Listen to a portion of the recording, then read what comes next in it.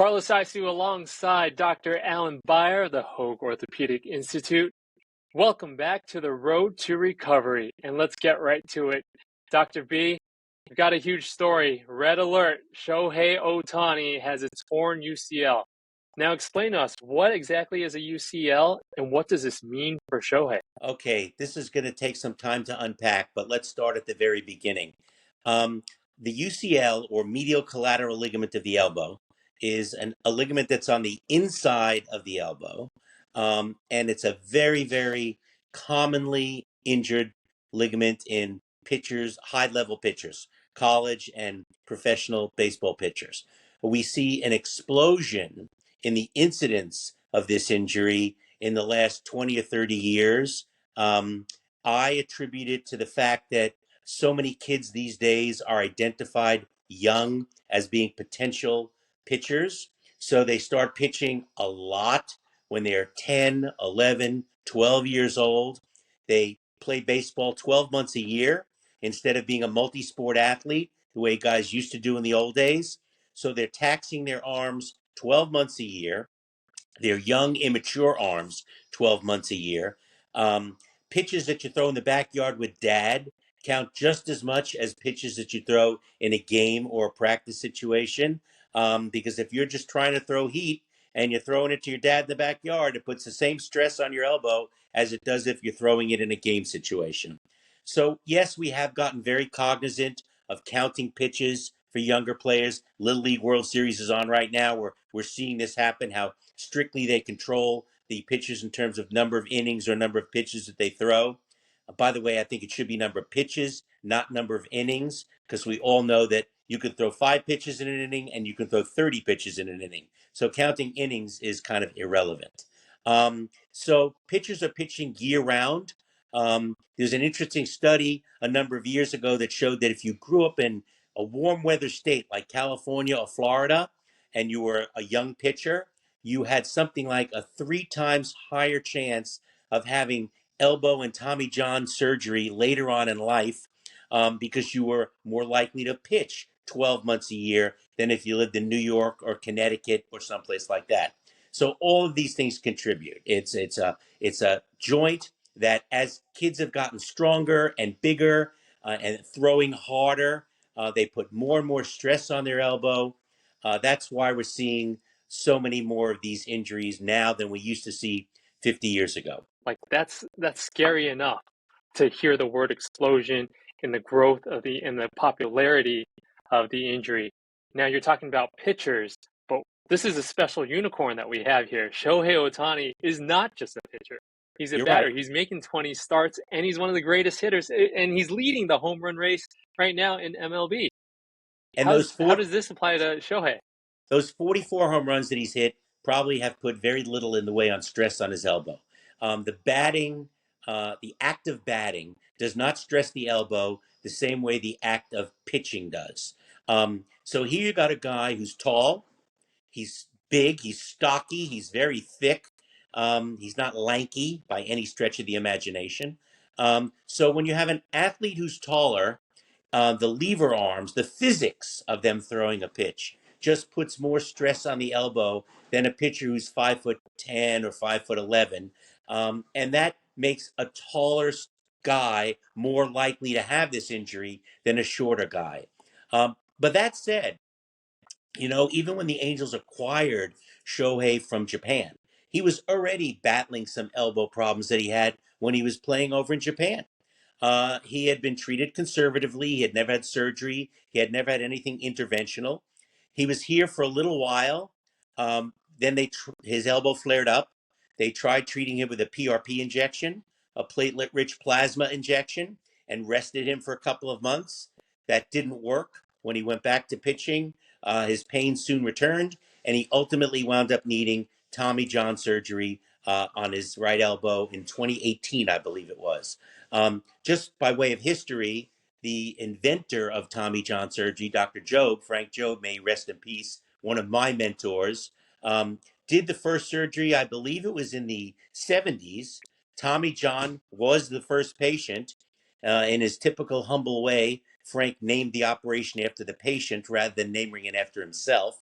So he developed a technique whereby you could take a tendon from elsewhere in the forearm and rebuild the medial collateral ligament, drill some holes in the bone, weave the new ligament into the place where the medial collateral ligament usually sits.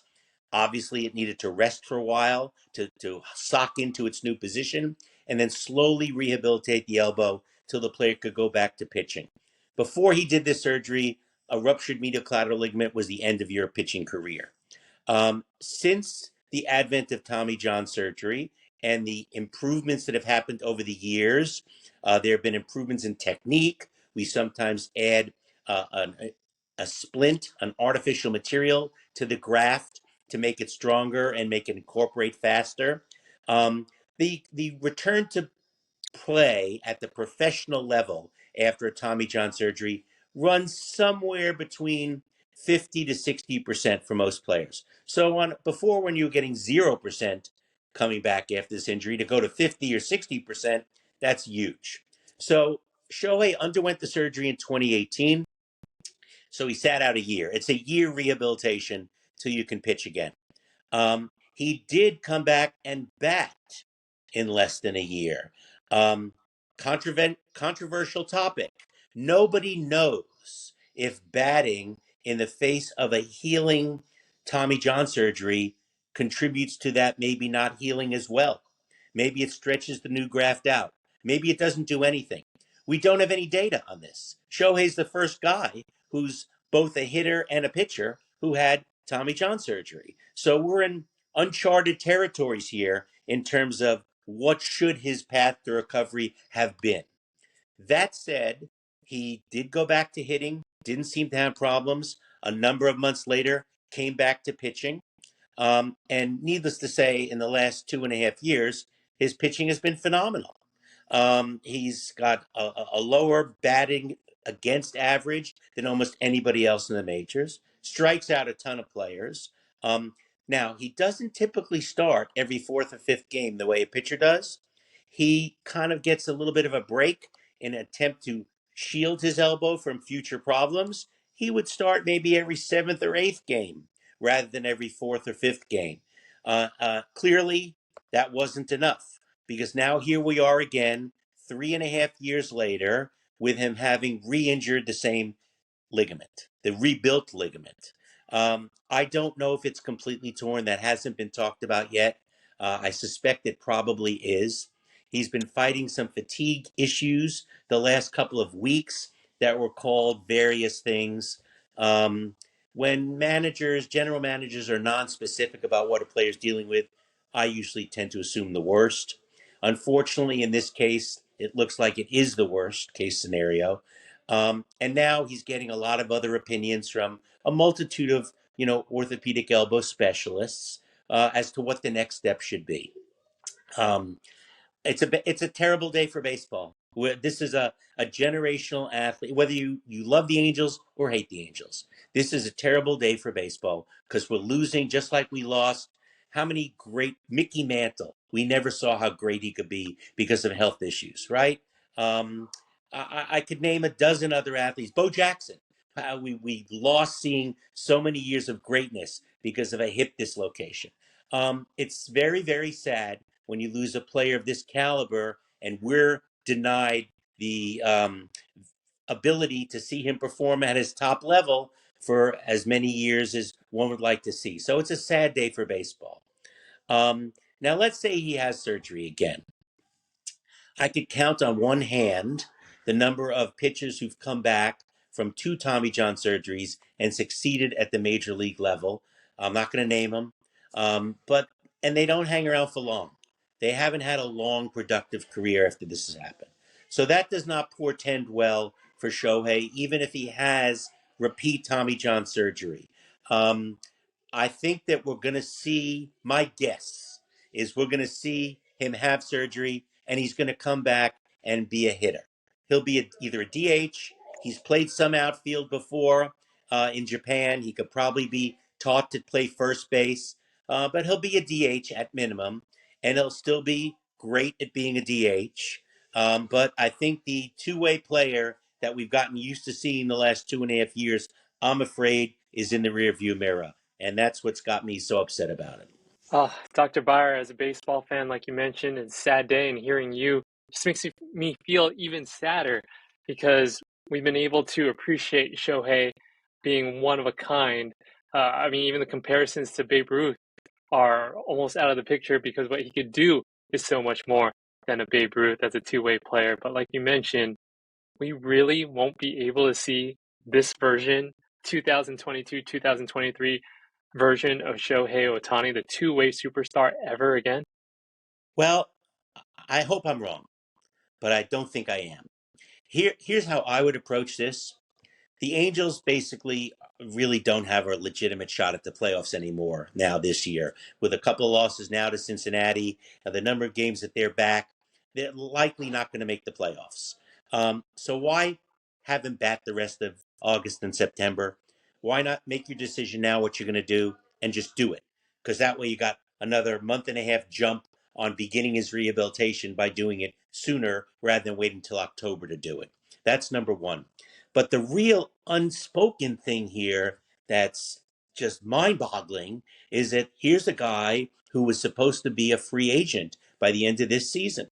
Artie Moreno did everything he could to not trade him at the trade deadline and add some pieces to the Angels' puzzle to try to get into the playoffs, get Shohei to maybe stay an Angel through free agency. Got to give Artie credit. He tried. But now you're in a situation where um, I'm not sure that there's a lot of teams out there. They were talking numbers like $600 million for him for a guaranteed contract when if he went to free agency. I don't know if the Angels A would have been able to make that commitment and meet it. B would have been the place that he would have stayed because he still doesn't know that there's a great chance of making a World Series if he stays with the Angels in the near future. So I think we were all kind of getting ready to lose him at the end of the year. But now all of a sudden, he's damaged goods. And what's going to happen to general managers? I think that they're going to go into an interim strategy. I think that you're going to see maybe the Angels. This might be the best thing to happen to the Angels in terms of keeping Shohei, because I don't know a lot of general managers who would take a chance until they see what he has done, how he's doing, and what they're buying 2 years ahead of time before they're going to know. I mean, if he has the surgery soon, he's out for the next year, so you're not going to know anything for a year.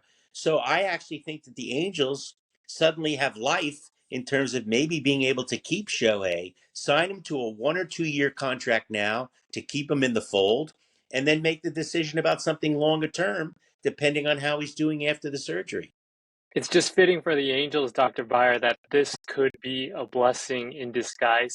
The largest free agent, like you mentioned, in MLB history. Dr. Beyer, I don't know how to interpret this, but I just want the best for Shohei. I think all of us do as baseball fans. I absolutely couldn't agree with you more. You have such a talented athlete. You're all pulling for him. You want the best for him. You want to see as much of him as you can. Look, I hope that he stays with the Angels and the Angels find a way to maybe even incorporate him in their front office. He's a great ambassador to the Pacific, the whole Pacific West region in terms of keeping those fans engaged as Angels fans, both fans and sponsors. Find a place for this guy. Just like they did with Albert Pujols. You got Albert Pujols to that long-term contract to get the Hispanic community involved in the Angels because that's when the Dodgers were going through a bit of a rough patch back in those days, if you remember, in the old Frank McCourt days. You got the same opportunity here. Take advantage of it. It's a once in a lifetime player. Let's hope he stays in the red and white. You're right, Dr. Beyer. Ohtani has said that he wants to continue to grow Major League Baseball as a global sport. We'll see about that. But I think for now, selfishly, as a baseball fan, I would love to see Ohtani back on the mound and on the plate, continuing to dominate like he has. But Dr. Beyer, thank you very much again on this episode of The Road to Recovery. So sad that it's a bump in the road for Shohei Ohtani. It's a bump in the road, but it's not the edge of the cliff. So let's keep our fingers crossed. Thanks a lot, Dr. Beyer. Okay, thank you so much. Have a good one.